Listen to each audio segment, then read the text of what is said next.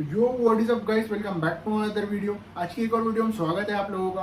तो देखो, कुछ ऐसी सेटिंग्स जो एक नया लैपटॉप लेने के बाद आपको करनी चाहिए और कुछ ऐसी ये चीजें हैं जो एक नया लैपटॉप लेने के बाद आपको करना बहुत जरूरी होती है। अगर किसी को ये जरूरी नहीं भी लगे तो ये अच्छी ही सेटिंग्स है, आप कर सकते हो ये, ठीक है। तो देखो, आप जब भी नया लैपटॉप लेते हो तो आपने ऑनलाइन या ऑफलाइन मंगाया होता है। अगर आपने ऑफलाइन मंगाया है तो आपको वो सेटअप करके देता है, जो भी डीलर से या शोरूम से या जिसके भी पास से आप लोगे, वो आपको अक्सर क्या करता है, लैपटॉप को सेटअप करके देता है। तो देखो, लैपटॉप के अंदर क्या होता है, आपके लैपटॉप के अंदर है ना, लोकेशन ऑन रह जाती है। अब आप जब खुद से फर्स्ट टाइम बूट करते हो लैपटॉप या किसी से करवा के लेते हो तो बस आप नेक्स्ट नेक्स्ट नेक्स्ट कर देते हो जाता है नेक्स्ट नेक्स्ट नेक्स्ट। कभी कभार ज़्यादा मालूमात नहीं होने की वजह से या किसी भी रीज़न की वजह से, तो आपको क्या करना है, उसको लैपटॉप को सबसे पहले क्या करना है, देखो जब भी आप बूट करते हो आप उसमें बहुत सारी सेटिंग्स ऑन छोड़ देते हो।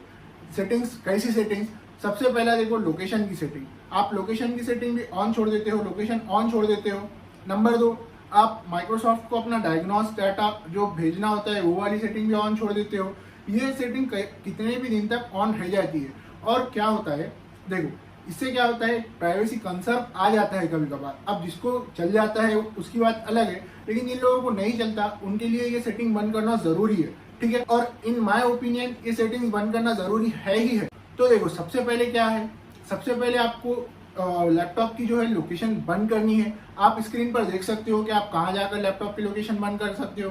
इसके बाद आपको क्या करना है, इसके बाद आपको लैपटॉप की जो है डायग्नोस डेटा बंद करना है। ये भी देख सकते हो आप स्क्रीन पर कि माइक्रोसॉफ्ट का डायग्नोस डेटा आप कहाँ जाकर बंद कर सकते हो।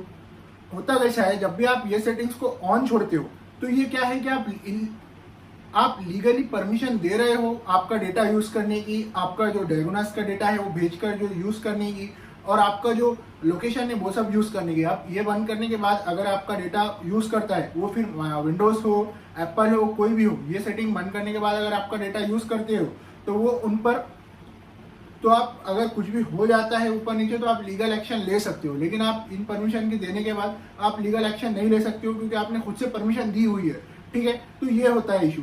और भी बहुत सारे इशू होते हैं, लेकिन ये तो मैंने आपको एक बताया, ठीक है। तो अब देखो, इसके बाद दूसरा, हम जब भी नया लैपटॉप लेते हैं उसको फर्स्ट क्लास बूट कर देते हैं। उसके बाद हमें क्या करना है कि देखो, एप्पल आईडी या माइक्रोसॉफ्ट की जो है आईडी बनाना पड़ती है आउटलुक में, या फिर एप्पल में आप एप्पल आईडी बनाना पड़ती है, या फिर आप पुरानी भी यूज कर सकते हो आउटलुक की आईडी या एप्पल आईडी। तो आप इसकी जगह क्या कर सकते हो, अपनी ईमेल आईडी भी यूज कर सकते हो, ठीक है। आप देखो, नीचे आपको सर्च बार दिखता है लैपटॉप में, उस सर्च बार में जाके आप माइक्रोसॉफ्ट स्टोर सर्च करोगे तो आपको वहाँ कुछ भी डाउनलोड करने, इंस्टॉल करने के पे आपको माइक्रोसॉफ्ट की आईडी लगेगी आउटलुक की, ठीक है। तो आप उसको जीमेल से भी एक्सेस कर सकते हो, वो फिर माइक्रोसॉफ्ट की आईडी हो, एप्पल आईडी हो, आप उसकी जगह जीमेल यूज कर सकते हो। वो उसको as a Apple ID, as a Microsoft ID consider कर लेगा, ठीक है, जीमेल को आपके। अब इसके बाद अब दोबारा ये बात आती है कि अगर आप ऑफलाइन से कोई लैपटॉप वगैरह लेते हो तो ऑफलाइन में क्या होता है, बहुत सारी बेकार की वो ऐप्स या फिर सॉफ्टवेयर बोलो वो इंस्टॉल करके दे देते हैं फ्री में, जैसे कि एनीडेस्क वगैरह। क्या होता है, देखो अगर आपका लैपटॉप बाय चांस अगर कुछ प्रॉब्लम आता है सॉफ्टवेयर, तो एनीडेस्क वगैरह जैसे सॉफ्टवेयर क्या होते हैं, आप यहीं से आप इंटरनेट कनेक्शन करो, एनीडेस्क पे जाओ, आपका वहां बैठे बैठे आपका क्या होगा, वो रिमोटली लैपटॉप कंट्रोल हो सकता है।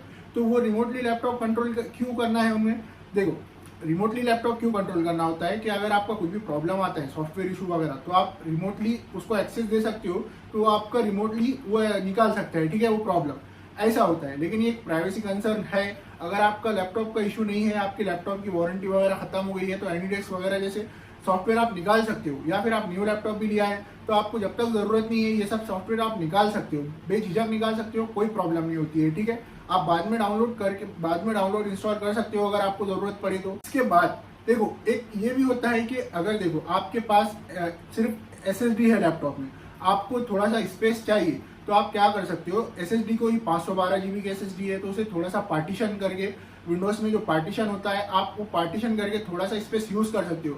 256 जीबी आप सी को दे सकते हो, 256 जीबी आप पार्टीशन करके यूज कर सकते हो एप्स वगैरह के लिए, ठीक है। अब इसके बाद की सेटिंग, इसके बाद ये है कि देखो बहुत सारे लैपटॉप में बस क्रोम वगैरह ही आता है और एप्पल में बस अपना सफारी आता है, दूसरे ब्राउजर्स नहीं आते हैं, इनबिल्ट नहीं आते हैं। तो आपको क्या करना है, इनको मोजिला फायरफॉक्स, ओपेरा जैसे ब्राउजर्स को इंस्टॉल करना है, क्योंकि देखो क्या मैं इससे पहले भी हमने वीडियोस में डिस्कस किया है, प्रोफेशनल चीजें जैसा कि आपका काम वगैरह आप अलग रखिए और आपका सिर्फ सर्च वगैरह एक अलग ब्राउजर रखे, ठीक है। ओपेरा में आपको इनबिल्ट वीपीएन वगैरह मिल जाता है, जिससे और आप सिक्योरिटी के लेयर लगा सकते हो अपने ऊपर। या फिर कुछ ऐसे वेबसाइट है जो कि आप एक्सेस करना चाहते हो लेकिन एक्सेस नहीं हो रहे, आप उस वीपीएन का, ओपेरा वगैरह की वीपीएन का यूज करके भी उसे एक्सेस कर सकते हो, ठीक है। हाँ, ये रिस्की होता है, अब आप पर डिपेंड करता है आपको यूज करना है नहीं करना है। ये थोड़ा रिस्की मामला ही होता है। जब तक आपको देखो आपको टेक्निकल नॉलेज है तो ही आप वेबसाइट के बारे में कह रहे हो, ठीक है। जो वेबसाइट एक्सेस है ना, तो आप जब तक आपको मालूमात नहीं है मत करो। आपको मालूमात है, आपको पूरी तरीके से आता है कैसा करना है क्या करना है, तभी करो, ठीक है। वरना आप किसी टेक्निकल बंदे की भी मदद ले सकते। अब इसके बाद देखो लैपटॉप में क्या होता है, बहुत सारी जगह पर आप क्या होता है, आप शट डाउन करते हो लैपटॉप को, फिर शट ऑफ करते हो। जब आप उसका लीड खोलते हो तो वो अक्सर है ना लीड पर ही होता है उसका जो बूट होता है, तो आप उसको भी बंद कर दो। उसका बूट का एक अलग से खटका दिया हुआ होता है, आप उस बटन पे वो बूट डालो। बूट मतलब जो हम पावर ऑन करते हैं लैपटॉप का, ठीक है, तो आप उस पर डालो। ये भी एक फायदेमंद टिप है, आप इस्तेमाल करो, आपको फर्क अपने आप समझ में आएगा, ठीक है। तो ये थी कुछ बातें जो आप तक पहुंचना जरूरी थी, ठीक है। तो होप सो आप लोगों को समझ में आया होगा। आज की वीडियो के लिए इतना काफी है, और कुछ भी डाउट होगा तो कमेंट कर देना, ठीक है। आज की वीडियो के लिए इतना काफी है, मिलते हैं अगली वीडियो में, तब तक के लिए stay angry stay safe, okay, bye.